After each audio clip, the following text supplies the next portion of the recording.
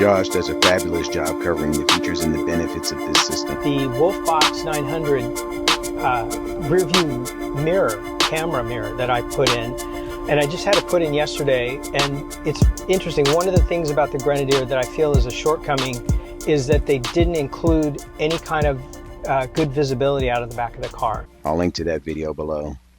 So check it out. Today I'm going to be installing the Wolfbox G900pro. We've got the 67designs mount so that way we can replace the rear view mirror that's already installed in the vehicle.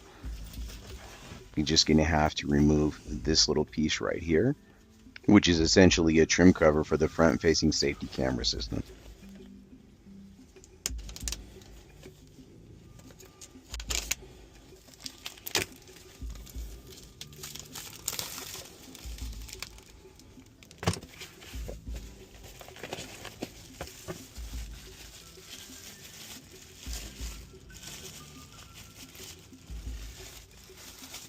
This LCD screen is really thin.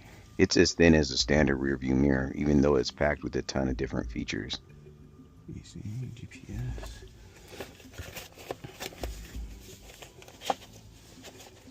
Everything you need to perform the install is here in the box.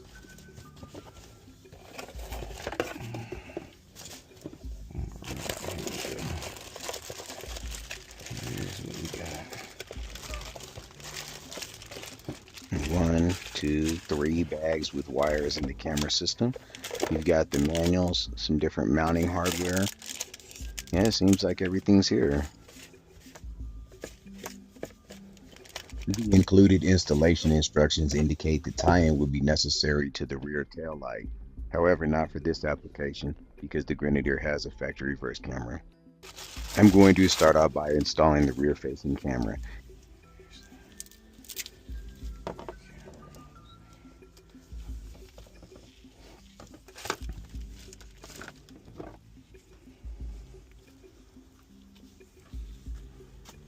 This position looks like it's as close to the middle as I can get it because it's a 60/40 rear door.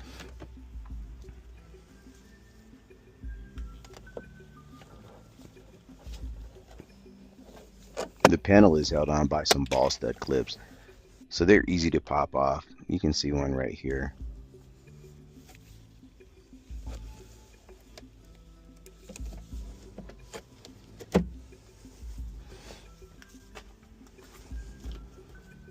Underneath this cover is the first of several torque screws that need to be removed in order to access the inner door panel.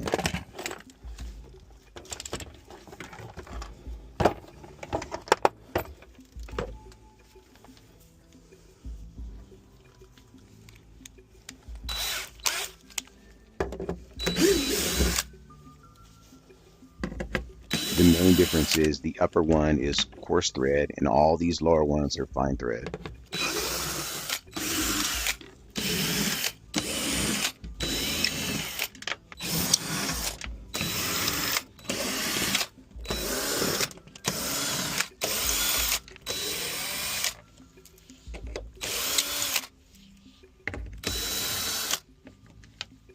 And after removing about a dozen torque screws, the panel pops right off.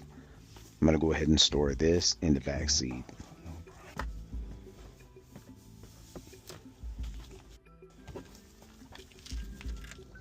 Removing the rubber wiring harness boot is easy with a little gentle prying action. There isn't a plug inside or any additional plastic. It's just a rubber press fit.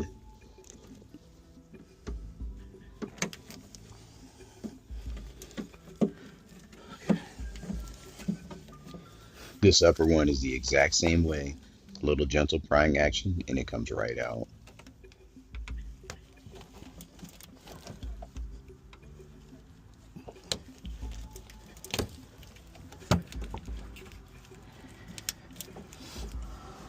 Not too bad.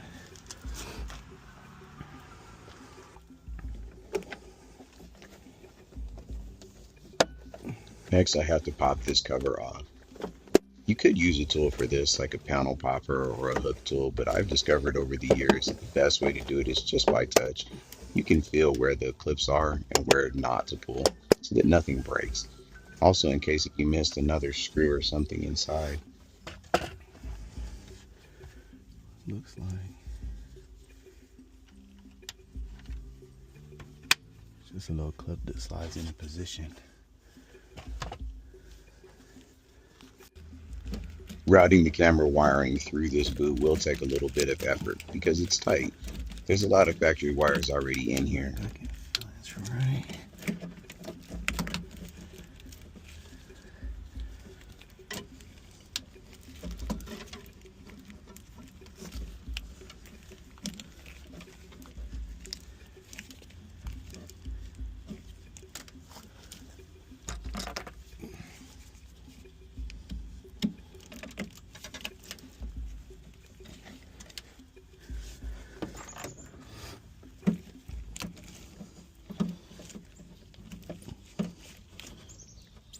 Now that the end of the wire fish is exposed, pulling the rest of the camera wiring shouldn't be too difficult.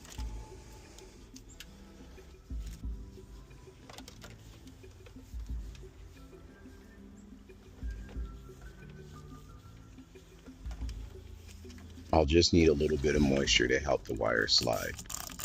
Remember, just a little.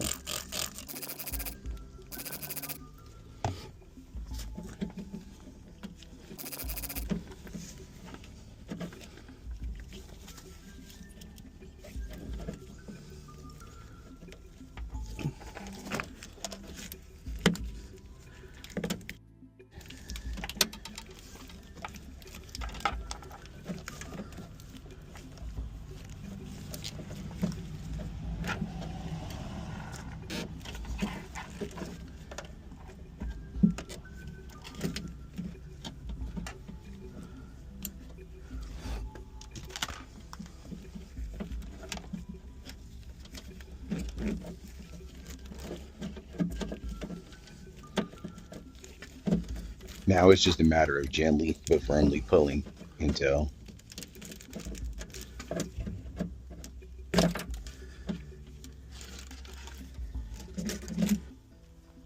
pulling the wire through the rubber boot is the most difficult part. Now that that's complete, getting the wire back inside of the vehicle shouldn't be too tough. Here in this panel, I found a small hole. I was able to fish the wire through.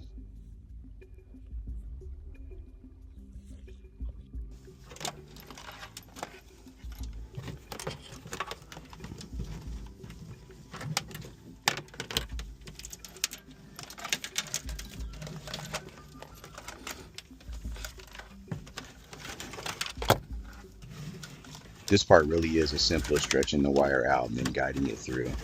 The main thing is that you don't want it to fray on any of the metal edges, so do it carefully.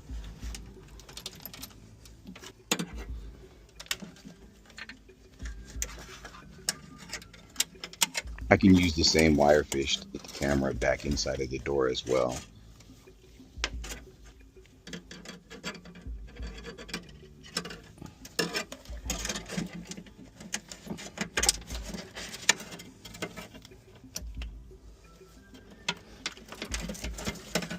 There is plenty of space in the channel where the factory wiring is routed.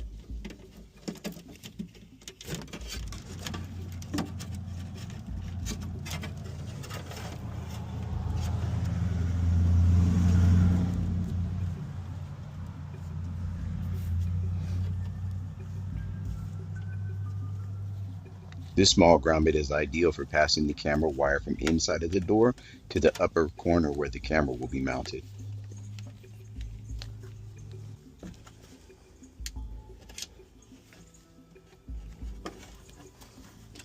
Same drill as before. I can use the fish tape to easily guide the wires upward.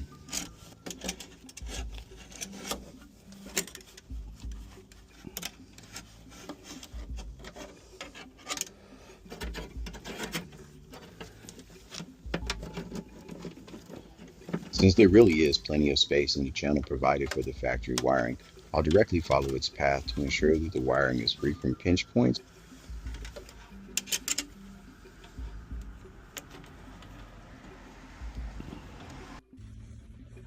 I used a single Phillips head screw as a mechanical fastener to ensure that the camera's line of sight remains constant even with road vibrations and for enhanced durability of the overall install. Here in the corner, I tuck the wire right behind the panel, so it's tidy and serviceable if necessary later on.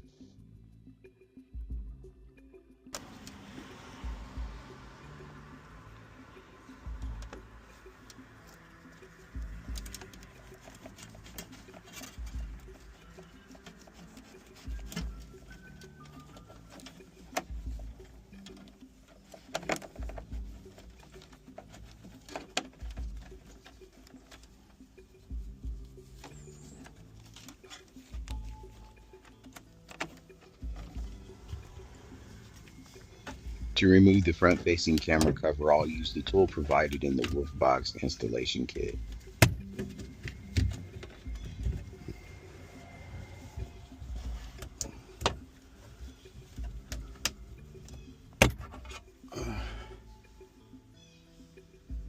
Tabs definitely go in from the bottom.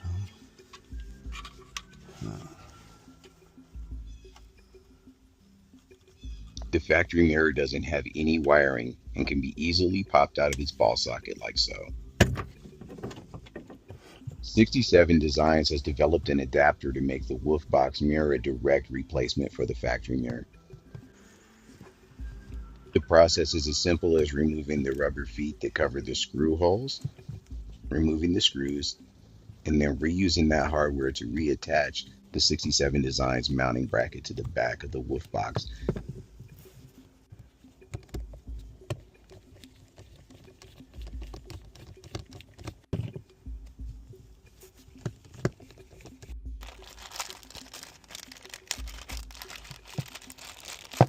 This little bag contains the additional hardware provided by the 67 Designs team in order to be able to mount the mirror to the factory location.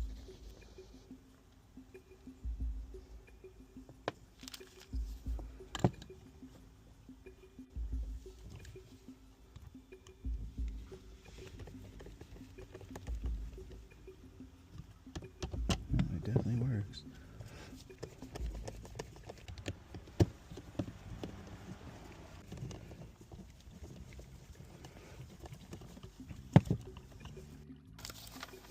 As fate would have it, even though these are P0 screws, you're going to end up needing to use an eyeglass repair kit in order to be able to fit down in the mounting holes.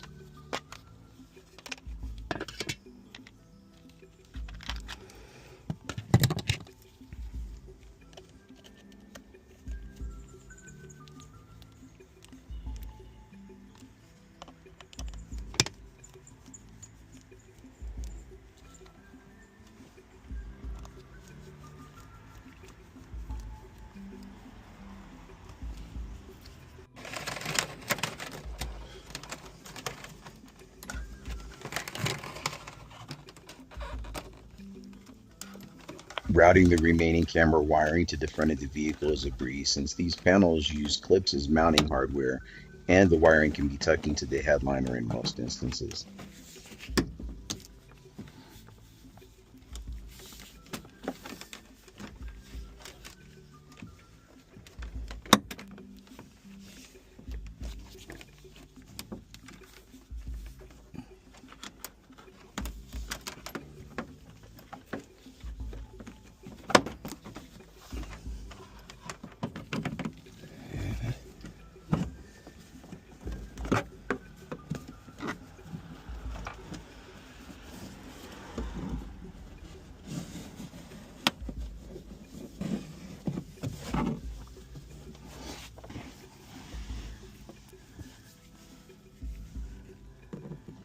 Best practice is to tuck the wiring into the weather stripping around the doors.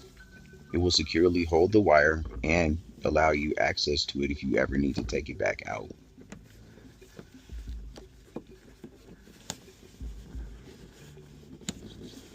I'd always recommend wearing gloves anytime you're going to be touching the headliner.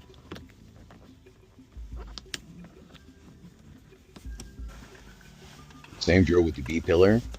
Just go ahead and tuck the wire in between the panels and the weather stripping all the way up to the windshield.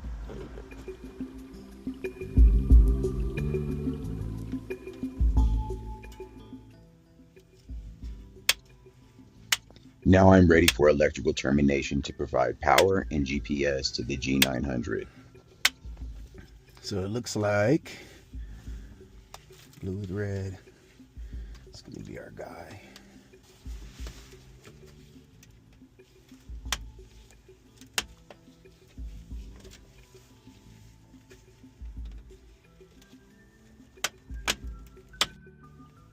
I'll extend the wire to allow slack for mounting the USB power adapter. For the best longevity, I'll solder and heat shrink the terminations.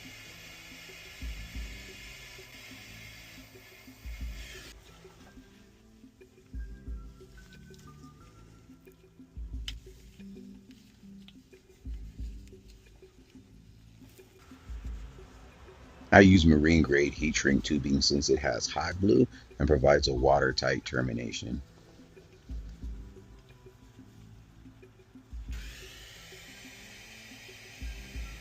I'll activate the heat shrink with the same torch that I used to melt the solder.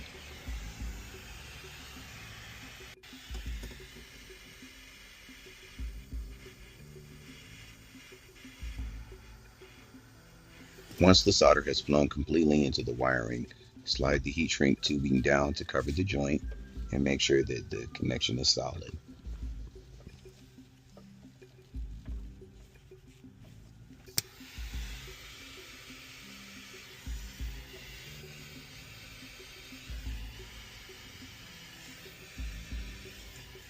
This painted metal surface provides an ideal chassis ground. I'll use a self-tapping screw and a gold-plated fork terminal.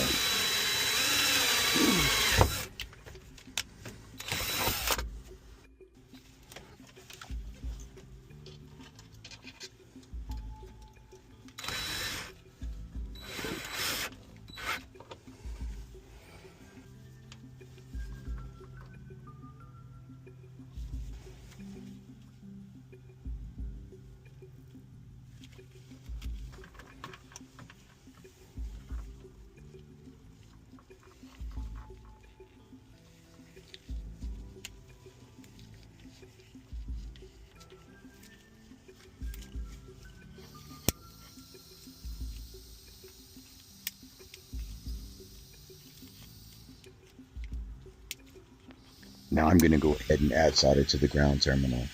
I began by heating up the copper wire with the torch. I then gently add solder and let it flow, and then I remove the heat, then adding more solder and adding more heat until everything is flown together smoothly.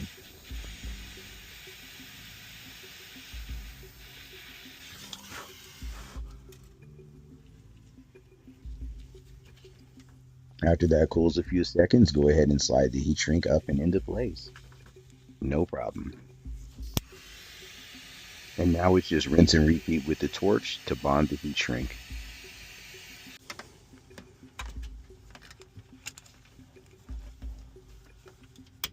And just like that, I can verify that I've got power.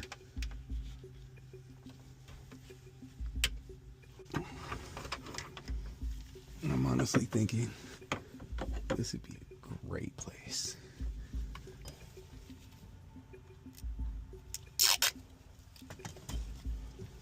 This GPS antenna.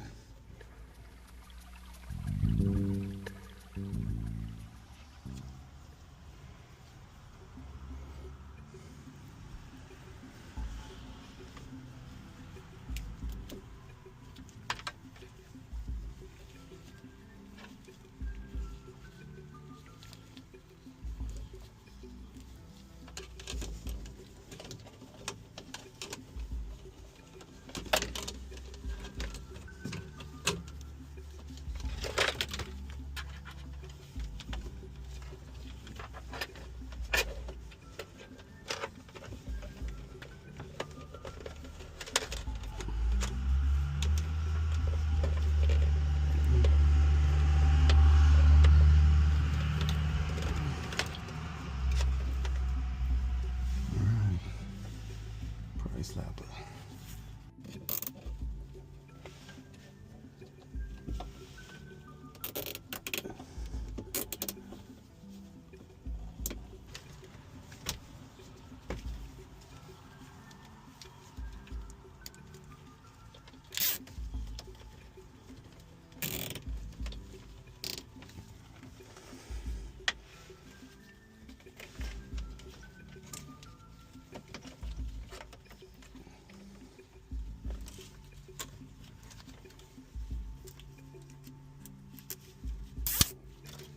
Wow, that actually happened.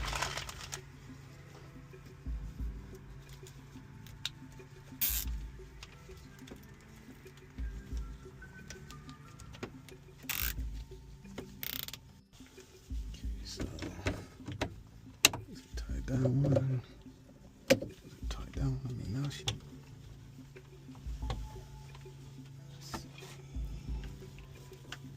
Takes to get this back up there.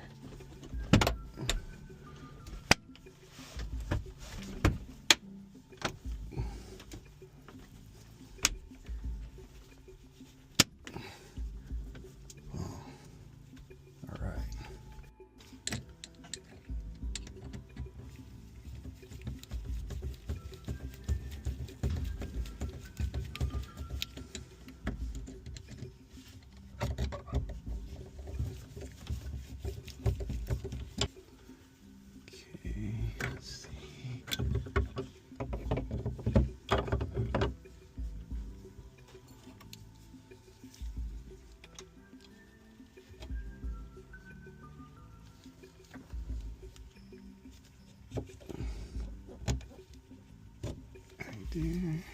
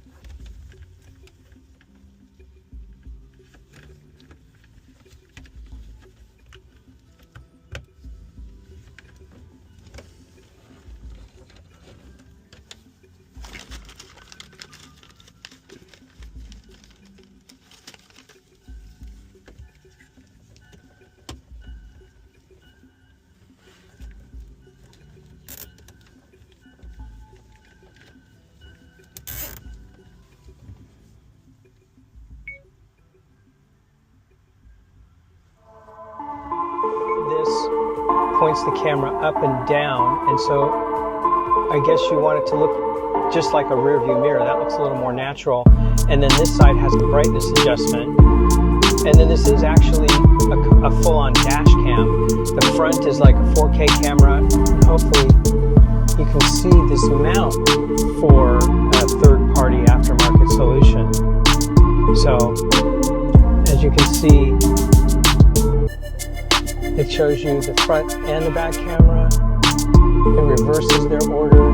That is the front only camera. And this right here is the little block that the mirror is actually attached to, because there's a speed warning camera inside of that. And then we go back, and then that's our rear view camera. And then there's a person here that wants to go.